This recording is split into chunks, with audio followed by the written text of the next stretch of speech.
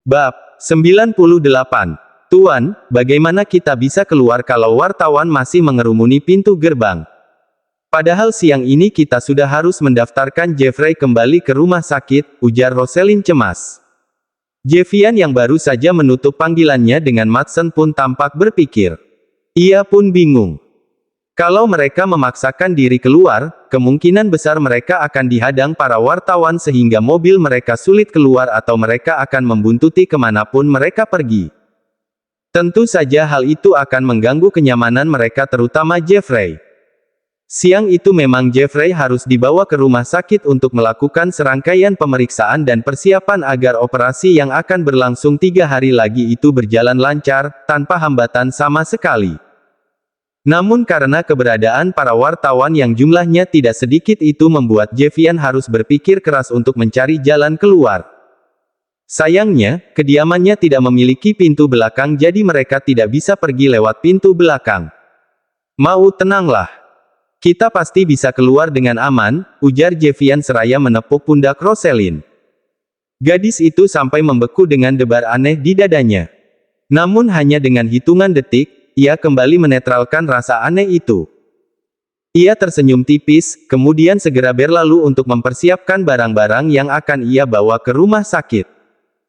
Menjelang siang, meskipun berita tentang Eve telah tersebar luas, tapi ternyata para wartawan belum mau beranjak dari depan gerbang kediaman Jevian.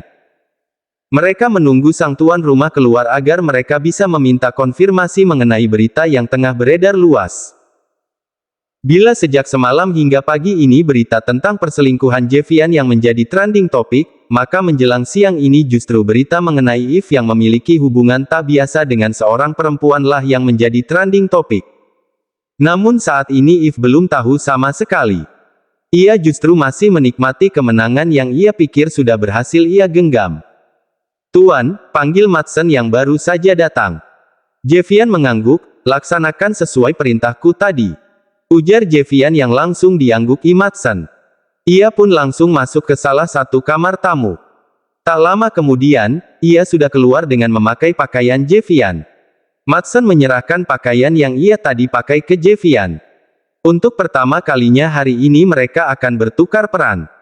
Setelah semuanya siap, Madsen yang berpakaian seperti Jevian pun segera masuk ke dalam mobil Jevian. Sedangkan Jevian masuk ke mobil Madsen, diikuti Rosalind dan Jeffrey di belakangnya.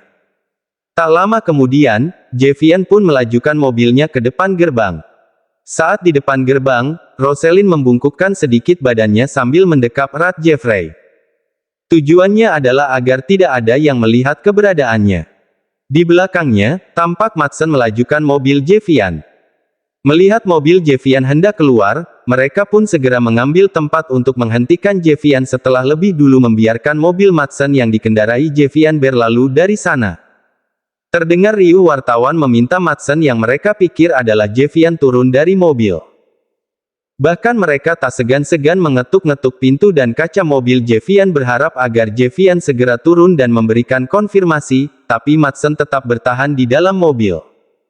Tak lama kemudian, tampak pihak keamanan pun mulai bergerak untuk meminta para wartawan itu membiarkan mobil Jevian lewat.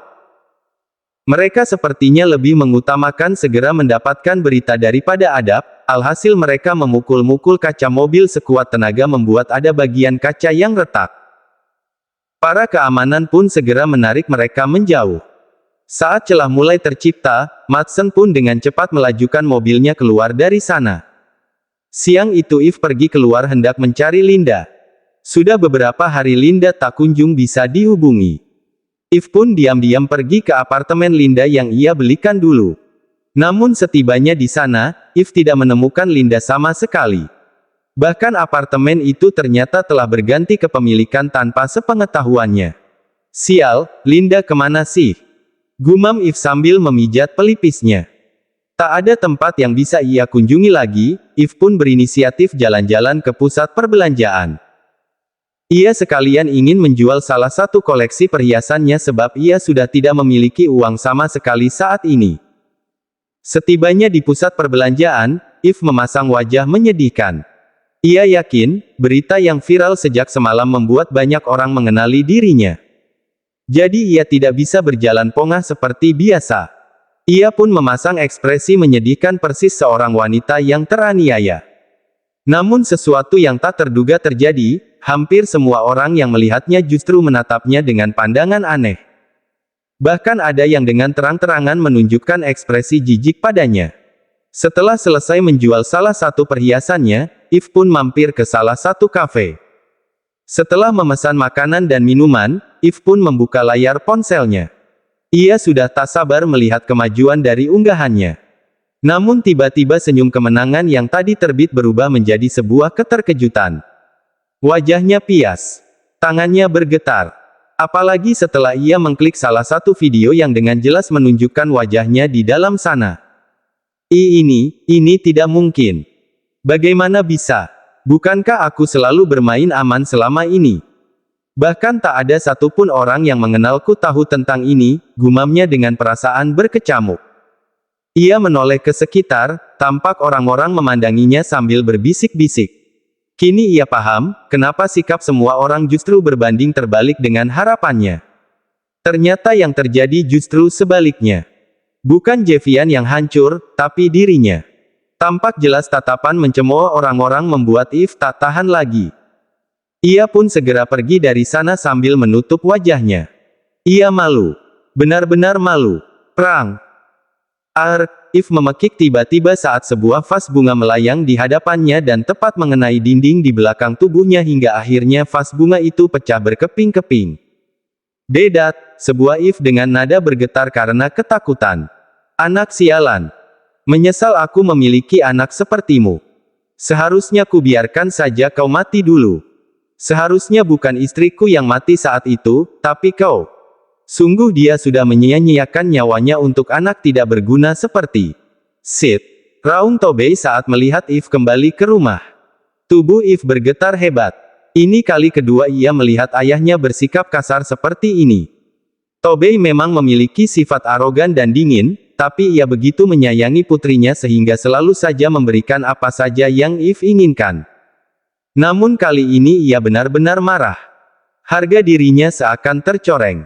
Wajahnya bagai dilempar kotoran. Tobey yang mengutamakan harga diri dan kehormatan jelas saja murka. Mau ditaruh di mana mukanya saat ini? Ia yakin semua orang yang mengenalnya pasti saat ini sedang menggunjingnya. Membayangkannya, membuat Tobey benar-benar murka. Bukankah aku sudah memperingatkanmu berkali-kali? Tinggalkan dia, tapi kau tetap saja menjalin hubungan dengan perempuan sialan itu. Lihat sekarang, karena ulahmu, mau ditaruh di mana mukaku, hah? Apa kau tidak pernah memikirkan itu? Aku memberikanmu segalanya, tapi ini balasanmu. Pekik Tobey yang kini sudah meringsek Eve dan mencengkeram rambutnya kuat. Dad, ampun. Ampuni aku.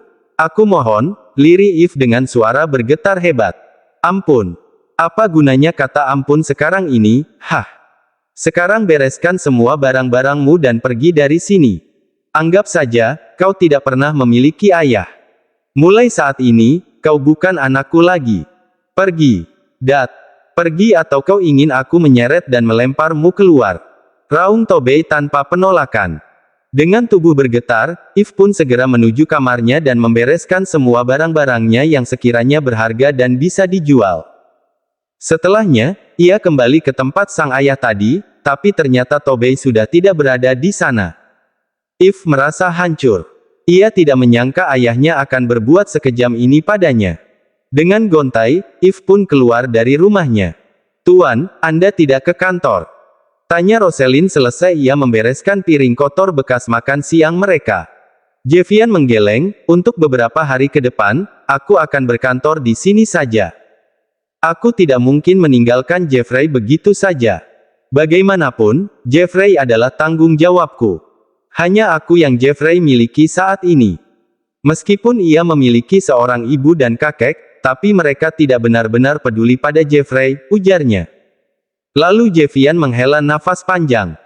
Terima kasih, ya, karena kau sudah mau membantuku mengurus Jeffrey, imbuhnya tulus. Tak perlu berterima kasih. Bukankah itu memang sudah tugasku sebagai nani Jeffrey? Tapi Jeffrey menganggapmu lebih dari itu. Apa kau tidak mau menjadi ibu Jeffrey sebenarnya? Tanya Jevian dengan alis terangkat ke atas. Mata Rosalind membulat. Ia benar-benar terkejut dengan pertanyaan Jevian yang sungguh tak terduga itu. Namun ia tahu, Jevian pasti hanya sekedar bercanda. Mana mungkin laki-laki sekelas Jevian mau dengannya apalagi menikah. Itu hal yang mustahil. Rosalind lantas beranjak sambil terkekeh. Anda benar-benar lucu, Tuan, sahutnya sambil berlalu menuju toilet. Bisa tidak kau jangan memanggilku Tuan lagi?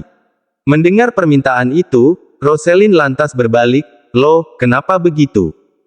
Bukannya tidak sopan. Lagi pula Anda adalah majikan saya jadi sudah sewajarnya saya memanggil Anda Tuan. Tapi saya tidak suka. Mulai sekarang, aku ingin kau memanggilku Jevian saja. Titik. Awas kalau mau memanggilku Tuan lagi, gajimu pasti akan aku potong, ujar Jevian setengah mengancam. Anda mengancam saya? Tanya Rosalind dengan mata membulat. Jevian mengangguk, terserah kau mau menganggap aku mengancam, yang pasti aku tidak suka kau memanggilku Tuan. Dan juga, cobalah berbicara santai. Aku kamu, bukan saya Anda. Benar-benar terdengar menjengkelkan. Mata Rosalind mengerjap. Bila tuan-tuan yang lain lebih suka dipanggil Tuan sebagai tanda penghormatan, tapi Jevian sangat berbeda. Seketika ingatannya kembali ke masa lalu. Tepatnya saat ia awal-awal bekerja dengan Delena. Rainero pun meminta hal yang sama, ia tidak suka dipanggil Tuan. Apalagi saat di kediamannya. Namun bila di luar atau di kantor, ia bisa menolerir, tapi selain itu tidak. Rainero sebenarnya sejak awal bertemu sudah begitu baik dengannya. Ia tidak pernah menganggap rendah orang lain. Ia begitu menghargai orang-orang di sekelilingnya. Namun karena kebencian yang Hose tanamkan, ia membenci laki-laki itu. Rasa sakit hati dan kecewa membuat kebencian mendominasi. Sebaik apapun Rainero, Reves, dan Delena, ia tetap tidak tergerak untuk menepis dendamnya. Yang kemudian pada akhirnya, dendam salah alamat itulah yang menghancurkannya. Selin, hei, Selin. Rosalind, Rose, panggil Jevian yang sudah berdiri di hadapan Rosalind sambil menjentik-jentikkan jarinya. Rosalind terkesiap. Matanya mengerjap lucu. Jevian terkekeh kemudian tanpa sadar mencubit pipi Rosalind yang lembut dan halus. Rosalind sampai berjengit. Entah mengapa, makin hari tingkah dan ekspresi Rosalind cukup menarik dirinya. Rosalind bukan hanya cerdas, bersifat keibuan, penyayang, ia juga bisa menjadi teman bicara yang menyenangkan, membuat Jevian merasa nyaman. Tiba-tiba jantung Jevian berdegup kencang. Apalagi saat melihat semburat merah di pipi Rosalind yang segera berlalu setelah tersadar dari lamunannya. Mungkinkah? Hari belum begitu larut, Jevian tampak belum selesai dengan pekerjaannya. Ia masih menunggu Madsen untuk membawakan beberapa berkas yang ia minta. Terutama berkas mengenai proyek yang akan segera ia kerjakan dalam waktu dekat. Proyek yang menjadi dasar kerjasamanya dengan Atmark Investments. Namun 30 menit telah berlalu. Padahal tadi Madsen mengabarkan sebentar lagi ia sampai atau lebih tepatnya tak kurang dari 15 menit lagi. Namun sampai 1 jam berlalu, Madsen tak kunjung muncul. Tiba-tiba Jevian merasakan firasat buruk. Madsen biasanya tidak pernah seperti ini. Benar saja, beberapa menit kemudian, Jevian mendapatkan telepon dari pihak kepolisian. Mereka mengabarkan Madsen mengalami kecelakaan tak jauh dari rumah sakit ini. Jevian sampai refleks berdiri hingga menjatuhkan beberapa berkas yang sedang dipelajarinya. Apa? Jadi, di mana Madsen sekarang? Tanya Jevian. Kebetulan saya berada di rumah sakit yang sama. Baiklah, aku akan segera ke sana, ujar Jevian sebelum panggilan itu ditutup. Jevian maksudku. Ada apa? Apa yang terjadi dengan Madsen? Rosalind yang duduk tak jauh dari Jevian tentu saja mendengar apa yang Jevian katakan. Hanya saja, ia tidak mendengar apa yang orang di seberang telepon katakan. Madsen mengalami kecelakaan saat menuju kemari. Dia sekarang di rumah sakit yang sama dengan kita. Aku akan ke sana. Aku titip Jeffrey sebentar, ya. Ujar Jevian sambil memegang pundak Rosalind. Entah mengapa, akhir-akhir ini ia sering melakukan kontak fisik dengan Rosalind. Sebenarnya hanya kontak fisik biasa, tapi ia tak biasanya seperti ini. Rosalind mengangguk kaku, baiklah. Semoga Madsen baik-baik saja, ujar Rosalind menunjukkan kekhawatirannya pada Madsen. Mata Jevian tiba-tiba memicing, kau khawatir padanya. Suara Jevian terdengar enggan. Rosalind mengangguk tanpa ragu, ya, aku khawatir padanya. Kasihan dia. Segeralah kau ke sana. Dia pasti sedang membutuhkanmu saat ini. Entah mengapa, Jevian tidak suka mendengar nada khawatir dari bibir Rosalind. Padahal wajar saja Rosalind khawatir sebab Madsen mengalami kecelakaan. Entah bagaimana keadaannya saat ini. Jevian harap kecelakaan yang Madsen alamin tidak berakibat fatal. Dengan sedikit keengganan, Jevian pun segera membalikkan badannya menjauh dari Rosalind dengan wajah masam. Tak butuh waktu lama, Jevian pun telah tiba di depan ruang ICU. Tampak beberapa orang dari pihak kepolisian berdiri di depan ruangan itu. Maaf, apa Madsen yang berada di dalam? Anda Tuan Jevian? Tanya salah satu petugas. Benar. Jevian dan petugas itu pun bersalaman. Lalu menceritakan bagaimana ia bisa menghubungi Jevian. Ternyata mereka melihat nomor Jevian dari riwayat panggilan terakhir Madsen. Lalu bagaimana keadaan Madsen saat ini? Kami belum tahu jelasnya. Tuan Madsen masih menjalani pemeriksaan di dalam sana, ujar petugas itu. Tapi, melihat kondisi Tuan Madsen tadi, kondisinya sedikit mengkhawatirkan. Ia ditemukan dalam posisi terjepit. Bahkan mobilnya nyaris meledak.